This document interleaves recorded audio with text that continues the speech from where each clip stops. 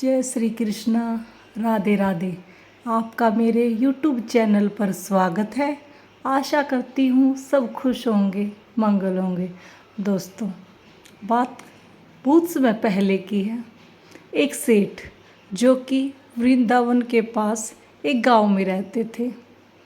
सेठ बहुत ही धनवान थे, खूब पैसा था। सेठ जी बांके बिहारी जी का अनन्य भक्त था।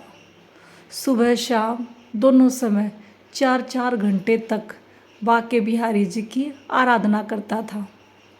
यह बात दूर दूर तक फैल जाती है कि सेठ जी बांके बिहारी जी के अनन्य भक्त हैं और 4 घंटे सुबह और 4 घंटे शाम को बांके बिहारी जी की पूजा आराधना करते हैं।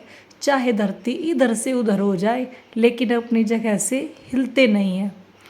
तो यह बात सब तरह फैल गई, सबके पास पहुंच जाती है। तो अब चोरों के पास भी यह बात फैल जाती है कि भाई सेठ जी 4-4 घंटे तक पूजा आराधना करते हैं और चाहे कुछ भी हो जाए, लेकिन अपनी जगह से हिलते नहीं हैं, पूजा आराधना में ही डूबे रहते हैं। अब चोर भी ताक लगाए बैठे थे, कब मौका लगे, कब सेठ जी के घर चोरी की जाए। तो एक बार सेठ जी का पूरा परिवार एक विवाह के समारोह में जा रहा था। सेठ जी घर में अकेले थे। अब यह बात चोरों को पता लग जाती है, क्योंकि चोर तो ताक में बैठे थे, कब परिवार बाहर निकले, कब सेठ जी अकेले रहें। तो अब चोरों ने पता लगाया कि पूरा परिवार विवाह के समारोह में जा रहा है और सेठ जी घर अकेले रहेंगे। जब सेठ जी पूजा आराधना करेंगे तब हम अपनी चोरी को अंजाम देंगे। तो ऐसे ही चोर खुश थे, पूरा परिवार जा चुका था, संध्या का समय था। सेठ जी को अपने बांके बिहारी जी की आराधना जो करनी थी, तो सेठ जी आराधना में बैठ जाते हैं, बिल्कुल भक्ति में लीन हो जाते हैं। अब चाहे धरती इधर से उधर हो जाए, लेकिन सेठ जी अपनी जगह से नहीं हिल सकते, क्योंकि वो इतने ध्यानमग्न हो जाते हैं कि उनको पता ही नहीं लग पाता कि हो क्या रहा है। उनको सिर्फ बांके बिहारी जी से ही मतलब रहता है। तो अब सेठ जी पूजा आराधना में बैठे हैं और चोर घर की ओर चल रहे थे।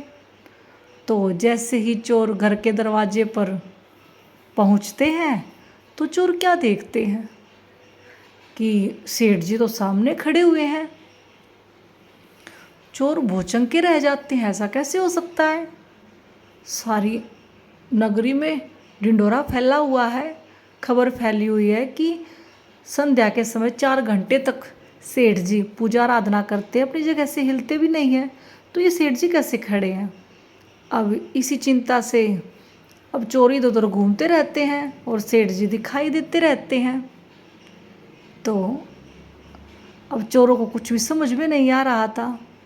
अब चोर जैसे ही थोड़ा आगे की ओर बढ़ते हैं, सेठ जी ने खूब मार पिटाई की चोरों की और उन्हें घर से भगा दिया। तो फिर सेठ जी जब उठते हैं अपनी पूजा आराधना पूरी होने के बाद, तो क्या देखते हैं कि चोर बदमाश तो वहीं घूम रहे थे।